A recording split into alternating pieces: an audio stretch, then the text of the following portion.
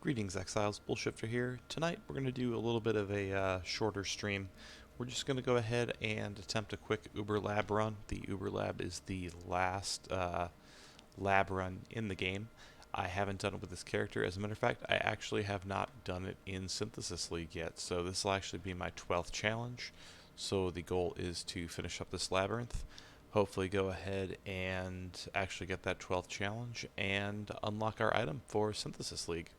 So one thing to keep in mind, as you'll see here, the Eternal Labyrinth, I guess it's not considered Uber anymore. So in the Eternal Labyrinth, you're actually going to need that little offering to the goddess there, and you'll actually always get one of these for completing a Trial of Ascendancy within a map. So obviously, in order to actually unlock this labyrinth, you're going to need to gather 6 of them anyways. But if you want to run this lab more than 6 times, if you want to grind out this lab, it's going to require that you go through and actually beat multiple Trials of Ascendancies within maps. So they'll kind of go hand in hand. So we're just kind of winging this labyrinth, but if for, grinding purposes, if you ever do want to kind of learn the layout for the labyrinth for the day, there is a really great resource called PoE Lab, which will actually give you the layout of the lab for the day, since it changes every 24 hours. So that way you can kind of plan your route accordingly and just get an overall idea of what to expect from the lab. So here we have some golden doors, so we're going to have to go find a golden key. I guess I'll turn the overhead map on at this point.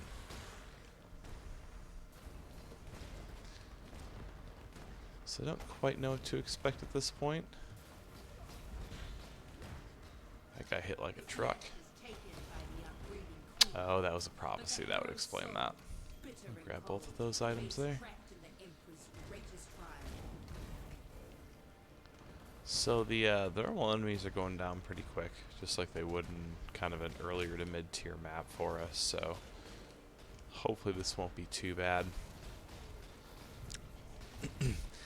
Typically the only time that I personally will struggle in a labyrinth will be like that third boss fight, and it's usually only when the boss decides that he's going to teleport me on top of traps and the game kind of lags out and I just basically insta-die. So hopefully we don't run into that tonight, because that's pretty much the most disappointing time to die when you're running the lab.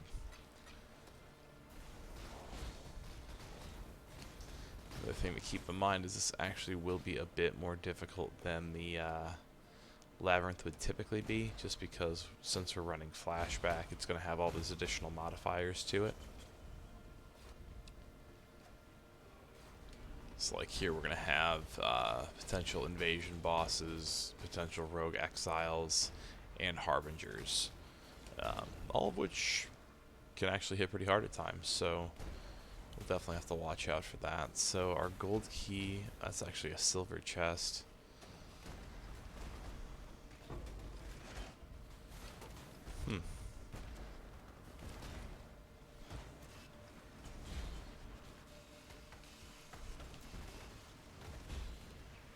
That's the other thing we'll want to watch out for, are traps, which we're just kind of running through them, but we have an okay amount of health.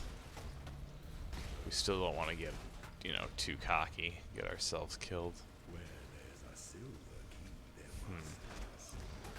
That's odd. There's a gold door, but we got a silver key.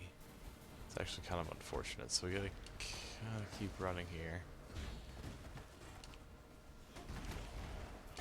And maybe I should have actually used PoE Lab before coming in here. But it's fine. Exploring the labyrinth can actually be kind of fun. I don't really grind the lab, so I don't typically use PoE Lab. I kind of like to explore. Actually, we might be able to... So go here, look at our current location. That'll actually take us up to what looks like it actually is a gold key.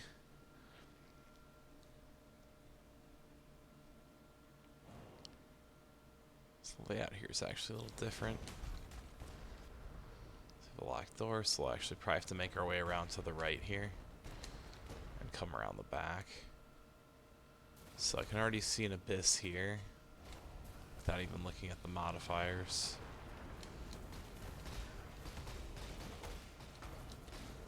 At this point in the Labyrinth, I'll probably run some of this extra content just because I'm not, you know, if we die this early, we're not really losing a whole lot of progress.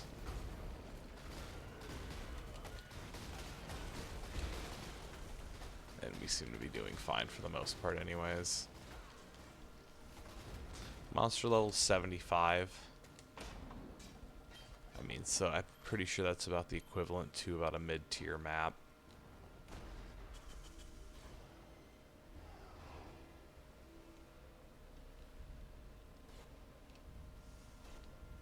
And thanks, I appreciate that. Thanks for popping in the stream, and thanks for checking out the videos. I'm glad that they've been helpful.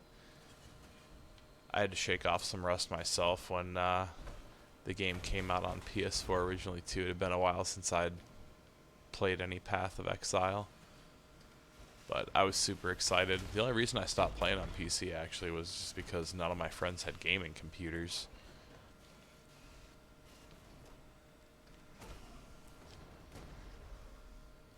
So I mean, now that it's on PS4 and all my friends are pretty much on PS4, I've gotten them all hooked on the game also.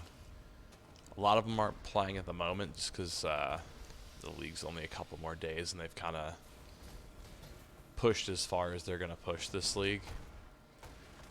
So they're just waiting for Legion to come out at this point. Evening, how's it going tonight?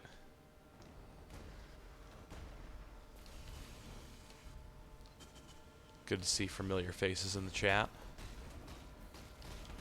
I think it was Rogue Exile right there. I'll identify this strongbox. Guarded by Rogue Exile, okay. Made pretty easy work out of that first one, so why not?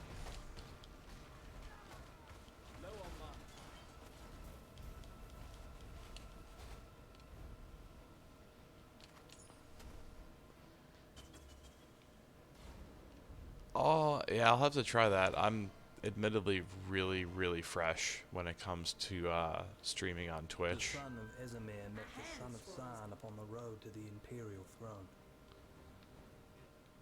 So yeah, that's something I'll actually have to keep in mind.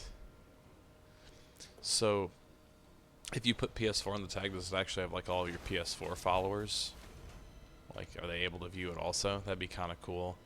Admittedly, I feel really bad because I've noticed that like on PS4, when people follow you just on PS4, there's like a separate comment section and everything for it. But for whatever reason, whenever I try and enter one of my own videos through, I think it's called Live with PlayStation, it like lags out at 98% every time, and I can't like respond to anything anyone says. Can't like check messages or anything. It's kind of bad.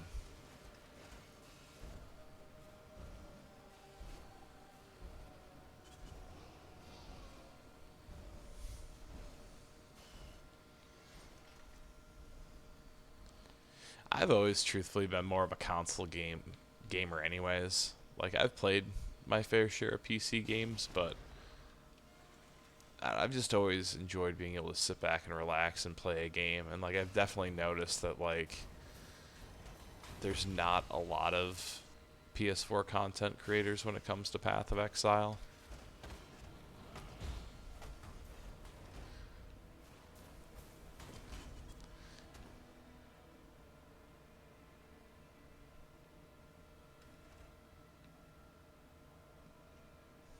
You know what? Let's pause for just a second, because I bet you I can change that.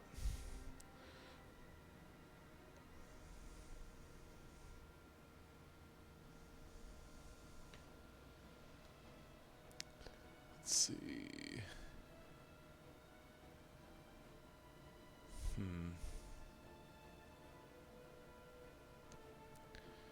Actually not entirely positive as to how to do that through Streamlabs OBS.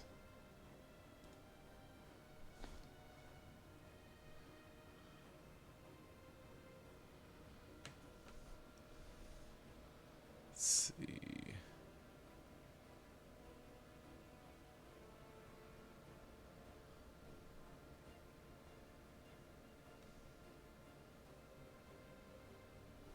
Sorry for the delay here. I just want to see if we can.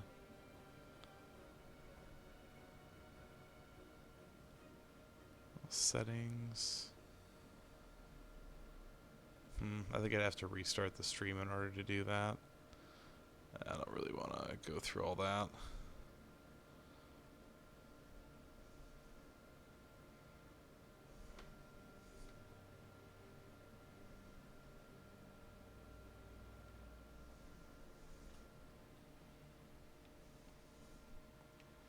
That's fine. It's something I'll definitely make sure to do on the next stream.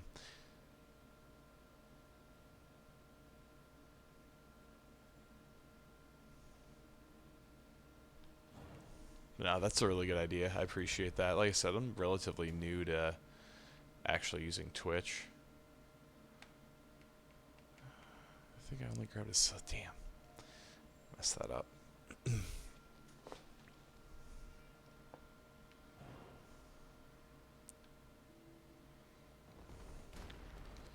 Yeah, I more or less wanted to be a friendly face on PS4 just because I know there's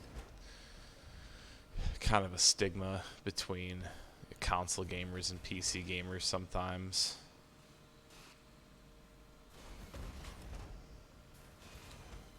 Like I said, even though I've played both, I've definitely had more of a comfort level on console as opposed to PC.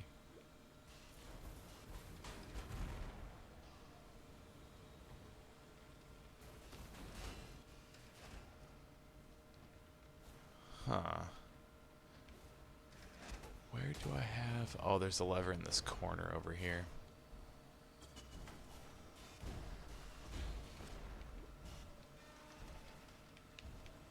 I think I need to change the transparency on my overhead map. It looks like it unlocked on this side.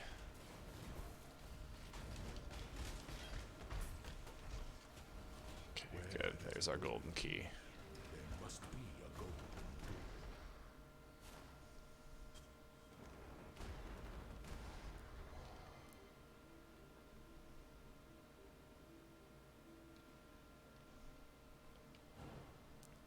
Yeah, I actually had GGG help me out when the game first launched because I picked up a bunch of stash tabs like really early, and then not long after the stash tab sale, the first one went live, and they actually refunded me a lot of my currency right back.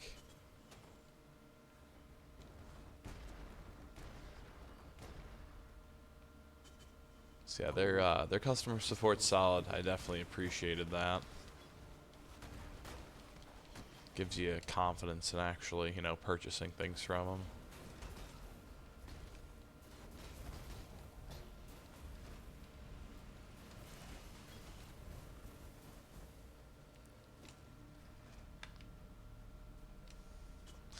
And for me, like, I typically just purchase like stash tabs. There's some cosmetics I might like consider, but the price range of some are just a little crazy. I prefer to just do like the supporter packs at the beginning of a league if I really like the costume, and then kind of get all that currency through the supporter pack, and then get cosmetics, the ones that are actually from the supporter pack, like I did this season, this league. Mirrored items. Hopefully we get a good one. Yeah, so I don't think we're going to struggle too much in this lab, to be honest with you, because the rogue exiles are going down like nothing.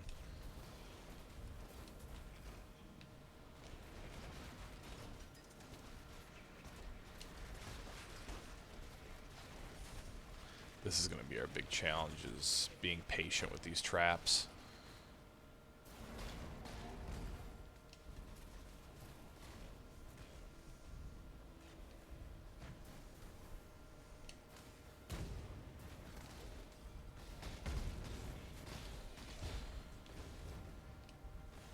Yeah, the supporter packs for Legion look pretty cool. The different cosmetics that come with those.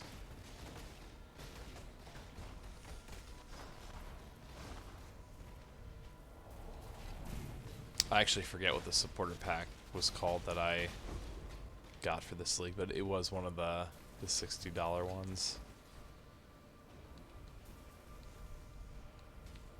Actually came with this hood that I'm wearing on this character. The like the body armor and everything, the outfit I'm wearing for it is actually one that came from one of my free boxes. Which are actually running that promotion right now again. If you purchase anything in the shop, you get a free loot box.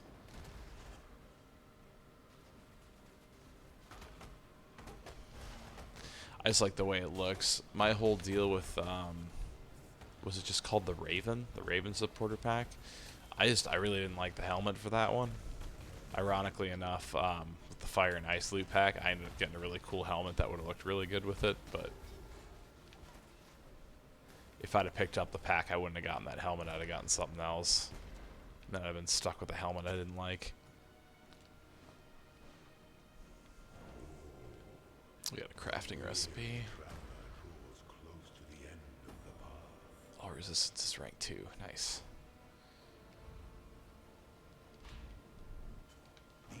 Yeah, the supporter packs are super reasonable too, because I mean you get that whole outfit, a weapon effect, a hideout, a picture border thing.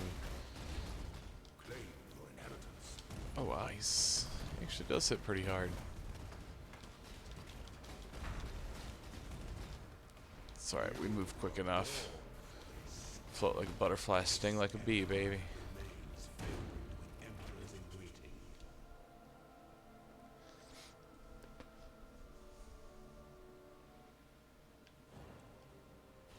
Yeah, I think supporter pack's the way to go, but it really depends on how much you want to spend.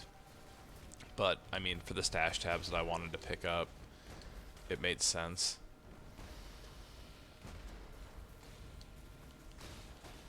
I'm a super hoarder, so the more stash tabs I can get, the better.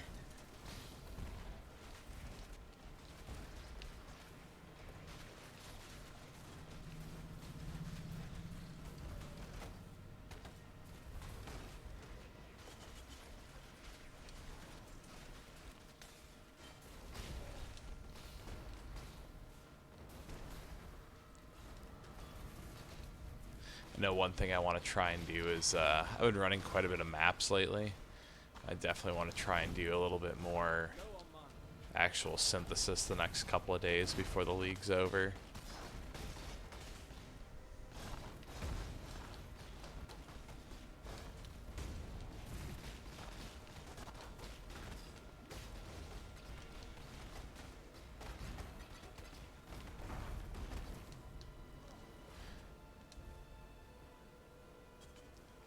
So, Blood Aqueduct, honestly, I would grind it, not even so much just for leveling purposes, although it is pretty decent because of the fact that mob density is nice on the Blood Aqueducts, but for more than anything else, because you can actually get divination cards for this Tabula Rasa, which is a guaranteed 6-link unique. The downside is it doesn't have any affixes on it, but it's a guaranteed 6-link.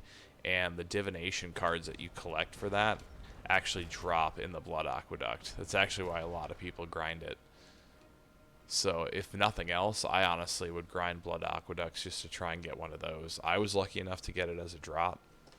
But it can set you up nicely throughout the game until, you know, Cryonics here can tell you firsthand how difficult it is to actually roll a 6-link. Like, the odds are just astronomical behind it. You can spend a lot of time, a lot of resources.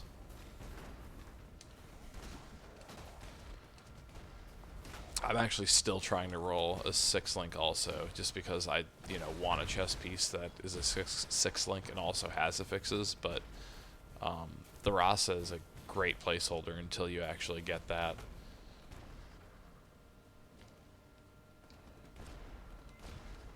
So I emphatically approve the Blood Aqueducts. It's a great place to grind.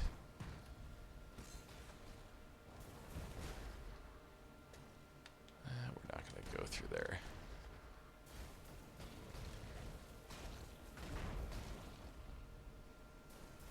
I think for a lot of people who are trying to get a platinum trophy in this game on PSN, like, one of the trophies in the game is actually to roll a 6-link, and I think that'll be a lot of people's last trophy.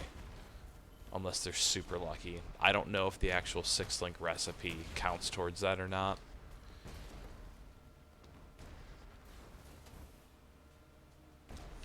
That's interesting. We'll have to come around.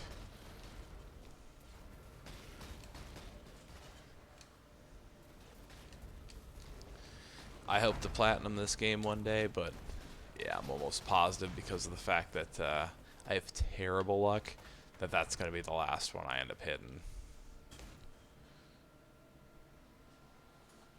When the time comes to strike, an emperor strikes without hesitation. To entertain doubt is to dance with death. Yep, you're absolutely right. Yeah, selling any 6-socketed items that don't have those full links, if it's not something you plan on using, definitely sell that thing to get some orbs of fusing. And then that'll, you know, give you more.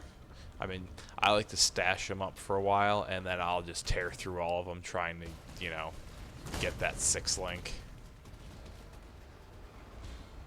Like, I think I just ran through, like, 50 of them recently. Which, in all reality, to try and roll for a 6-link, you have to be really lucky to get it with just 50 orbs of fusing. I think the actual odds behind it are like worse than 1 in 2,000. Just to put that in perspective of how difficult that can be.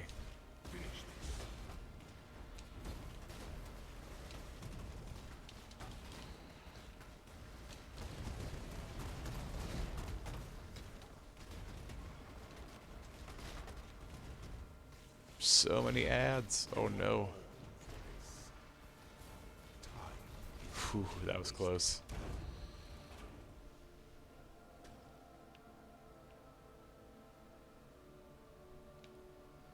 Yeah, that's gonna be a savage trophy.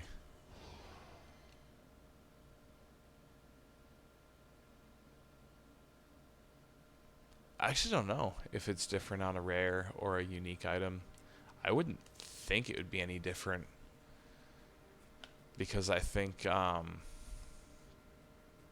item quality is more of a factor than actual rarity. I could be wrong though, but I don't think increased item rarity will actually affect your chances.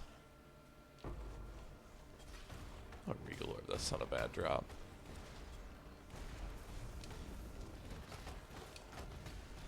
I'll also look that up though, because now I'm curious.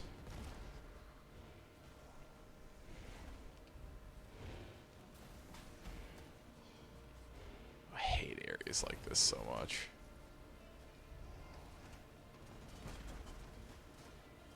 Spike traps and poison arrows, bane of my existence.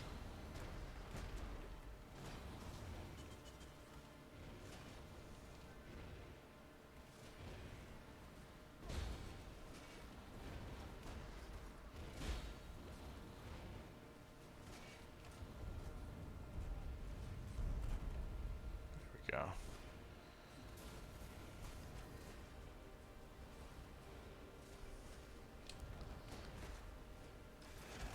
Hey there, how's it going?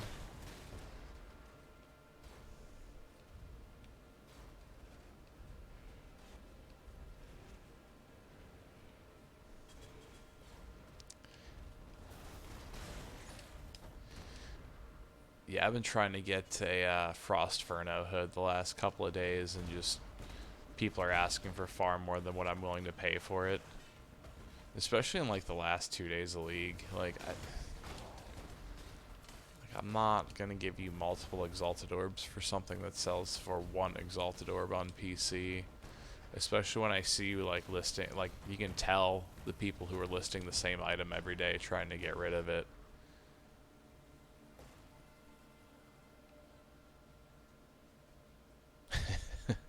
It's a great technical term.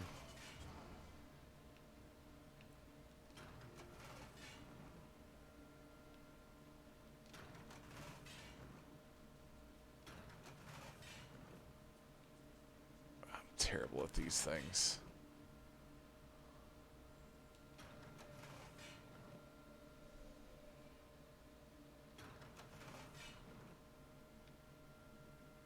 Crap, I needed to do the opposite of what I just did.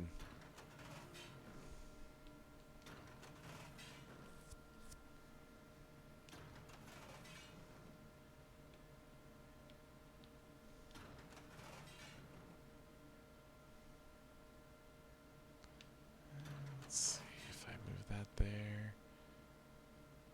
Ah, it's so close. We're gonna end up with one left over here. So basically when you're doing these little puzzles, you're trying to get these little, I think they're skulls. Yeah, they're skulls. You're trying to get a skull on each one of them. Like this one's blank right now.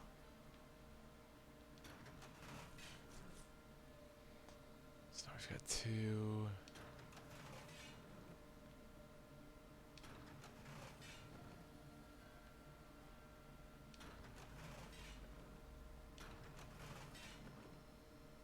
Crap, that one's close.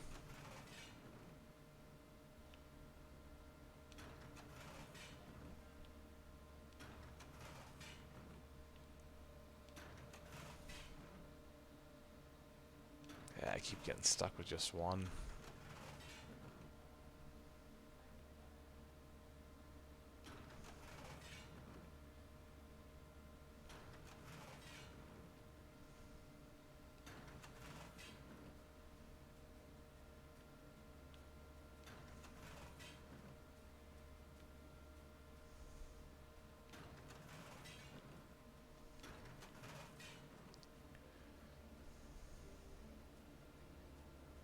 I've done that far too many times where I just completely space out on doing my Trials of Ascendancy.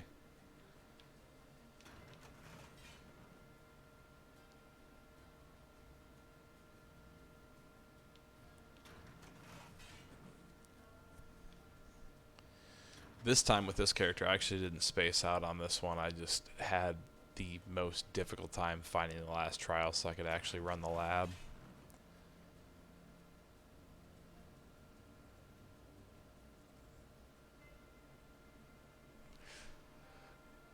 I actually don't know much about that divination card, to be honest, when it comes to farming it.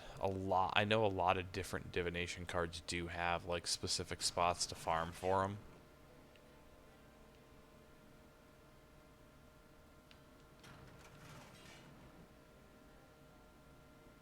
God, I'm terrible at these puzzles.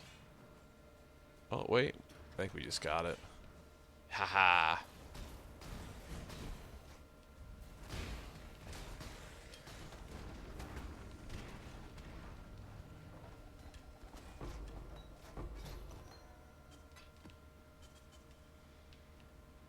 Yeah, so whenever you have one of those little puzzle things, it's going to take you to one of those troves. You could potentially have some decent items. It'll usually have one of those sacrifice fragments, which you'll use those to fight at Ziri.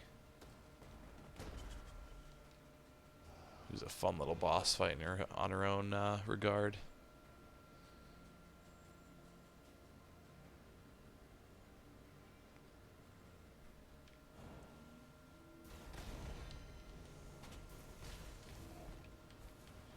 Yeah, divination cards are admittedly something I need to do a bit more research on.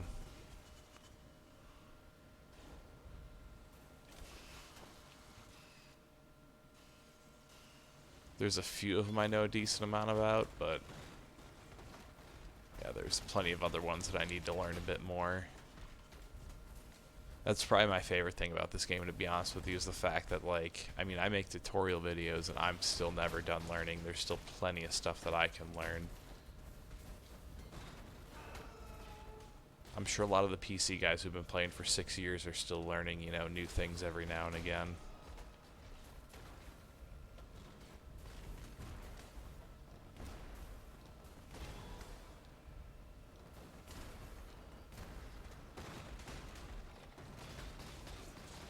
And don't get me wrong, like earlier on when we were talking about like how I kind of wanted to, you know, be a friendly face for, you know, PlayStation players who had, you know, just come into playing Path for the first time. That doesn't mean like that all or even a majority of like the PC player base like isn't friendly. Like I'm sure a lot of the PC content creators don't, you know, judge based on what console you're playing. I just know a lot of those guys have been, you know, obviously playing since the game was in beta back in like 2013, so a lot of the content they make is just on more of an advanced level.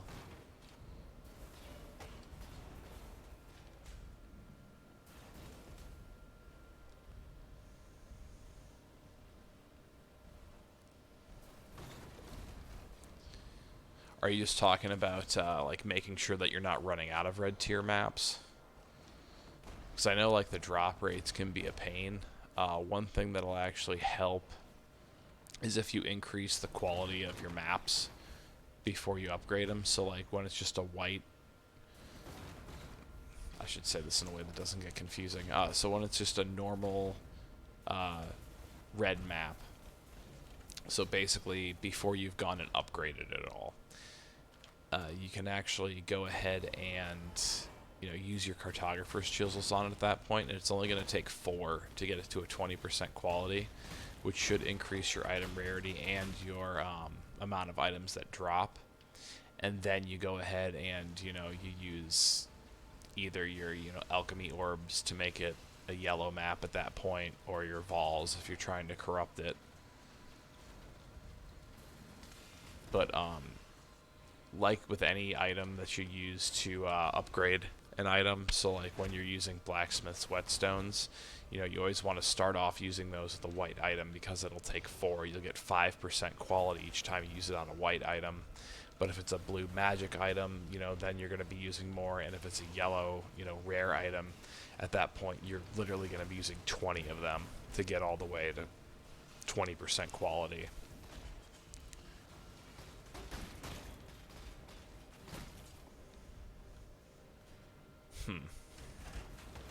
I mean, honestly, you're doing everything correctly then.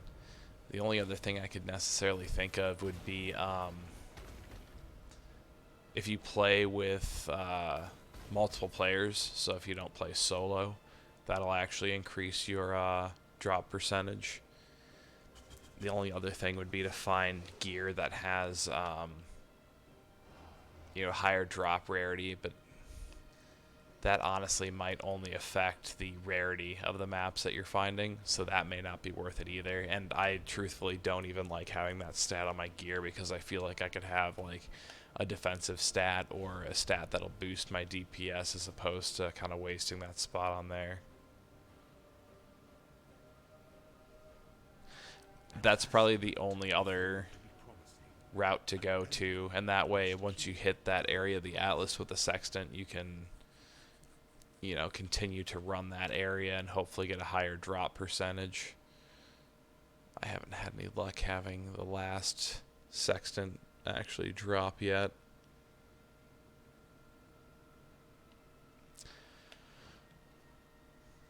So you could potentially use it to hopefully get some better mods.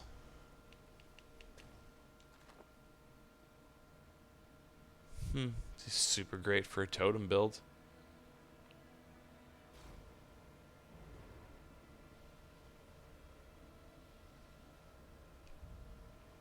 Yeah, it sounds like you're kind of getting hit with the whole RNG is RNG thing. Oh, this area sucks. I don't like this at all.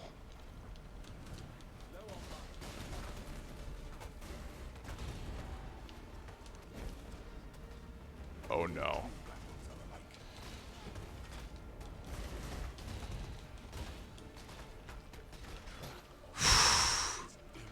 Sometimes the best defense is a good offense.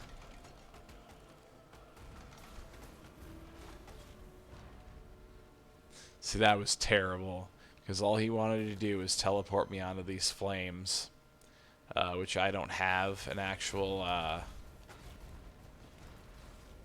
don't have one that'll actually take away burning, but it's just because burning's not that big of a threat.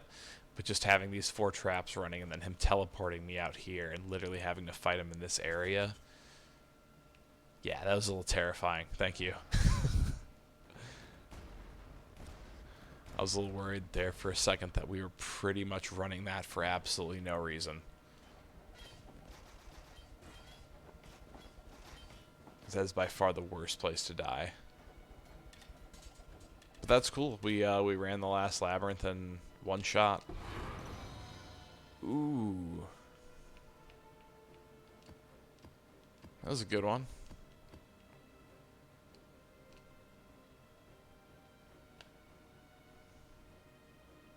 Only one red map out of the bunch, though. That's fine. I mean, it's better than none. Oh, also, if you have unidentified maps, you'll actually get bonuses for running those also, but obviously it's a little risky at the same time.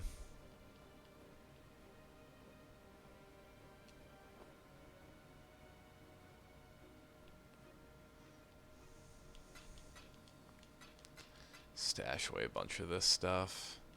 As you can see, I actually haven't sustained a whole lot of red maps myself. A lot of that has to do with the fact that I haven't gotten to really run a ton of maps with this character. That's because I ran 3 characters this league. So I basically got, 3 characters up to a respectable spot as opposed to just, running one really hard and getting to a great spot. But I didn't really mind just because my Necromancer I built strictly to, show that playthrough and to kind of prove the point and to help people out and show them like, hey, you can literally beat the game without buying or selling anything on the marketplace whatsoever. Just because, with the state that the market's in on PlayStation right now, like, it's important. Like, you have to be able to do that. You have to know how to craft some items to help your actual build progress to that next level and to get past that wall. Because if you're relying on getting items from other people, like, you're just going to be in trouble because people are just overpricing. It is what it is, and you kind of have to rely on creating your own rare items.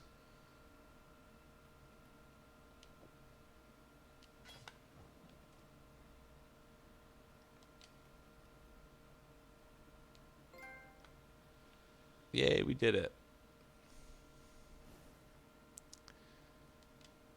Now, honestly, what I'm going to do here is, so this is one of the first, I think the last Labyrinth is the first one you can upgrade your helmet in. Or maybe it is this one, but I think it's the one before this. But I don't actually have any enchantments on any of my items right now. Gloves are actually the easiest one to enchant, and some of the most useful ones will pop up on your gloves, so I'm going to enchant my gloves. Not bad.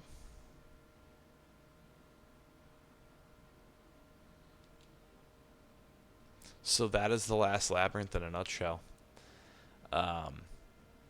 Obviously, you want to have a decent amount of health.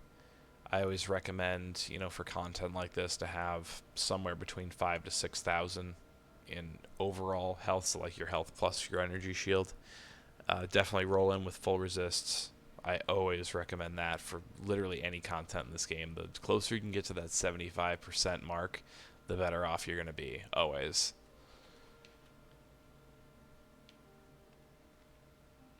And obviously it helps to have a little bit of DPS. Like that last boss fight, more often than not, will be your downfall in the labyrinth. And the last thing you want to do is work through the rest of the labyrinth, spend, 15 to 30 minutes running through all of that. We actually made pretty decent time for running through blindly. But the last thing you want to do is run through that labyrinth and then end up dying at the boss. Like, that sucks. It's a terrible feeling. I've done it before.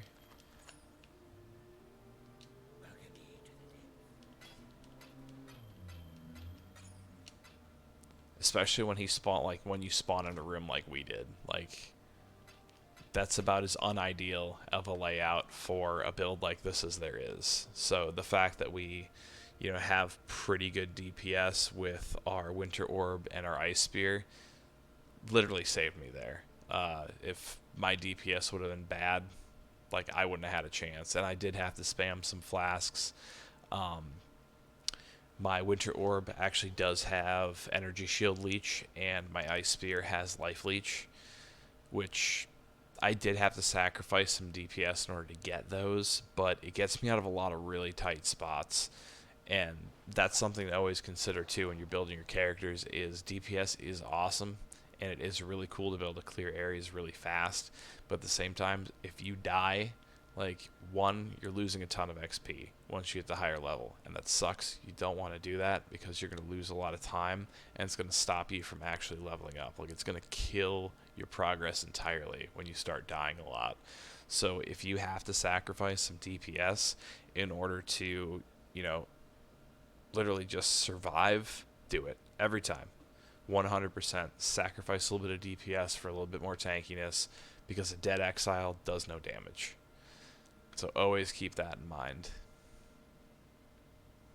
Oh, and we were going to, so if we look at our challenges, that was actually my 12th challenge. So we unlock the cosmetic for, well, the first level cosmetic for this league, and it automatically unlocks it for us, and it is this helmet. So I'll go ahead and equip that.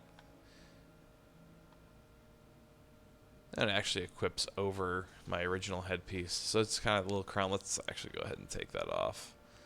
The oh, it's because it's a helmet attachment. It's not actually a helmet. We'll toggle that off. It actually looks even dumber with my normal headpiece.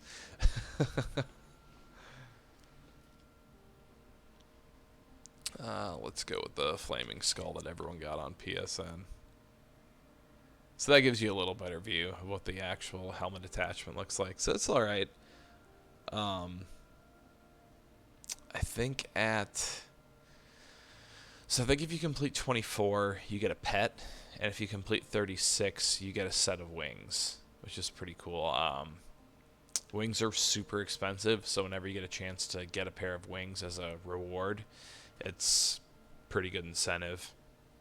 I think the random draw for hitting level 85 in Flashback is the opportunity to be put into a draw for wings. So this character, I think we're about to hit level 87. Yeah, so we've passed that point. I'd like to get to 95 with this character, but I just don't think I'll have time. But yeah, that's our reward for hitting 12 of the challenges complete for Synthesis League. So at this point, I have been keeping some of the earlier streams kind of short, especially here as the league winds down, just because with me re-uploading these to YouTube, I think people just kind of prefer seeing some of the shorter videos. My goal for next league is to probably do some longer streams on Twitch, and then I've got a few video editing programs that I'd kind of like to just capture some highlights and probably upload those to YouTube. So I'll probably call it a night for the stream for now. Hopefully you guys all enjoyed. The Labyrinth is a lot of fun, so if you haven't seen a Labyrinth run before, hope you enjoyed it, learned a few things about the Labyrinth in general. Definitely appreciate you guys who are in the chat and watching live tonight for being here. I mean, I do the streams for you guys. I just enjoy interacting while I'm playing, so this is my one opportunity to do that. I just like doing it. It's nice to talk to you guys, because otherwise we just kind of chat in the comments section of YouTube, and it's not quite as personal as the stream itself. So it's nice to have you guys pop in, ask some questions, and just kind of chat in general. So I hope you guys will join me again on Monday, and you as well, man. All of you guys have a great weekend. Thanks again for tuning in to the streams, to the channel. I haven't really said it in a while, but I do, greatly appreciate all the support that I get on the channel. It's awesome. So thank you guys again so much. You guys are the reason why I continue to do this. And as long as you guys are still learning and still enjoying the content, I'll keep creating it for you. So until next time, may the RNG be with you. Always.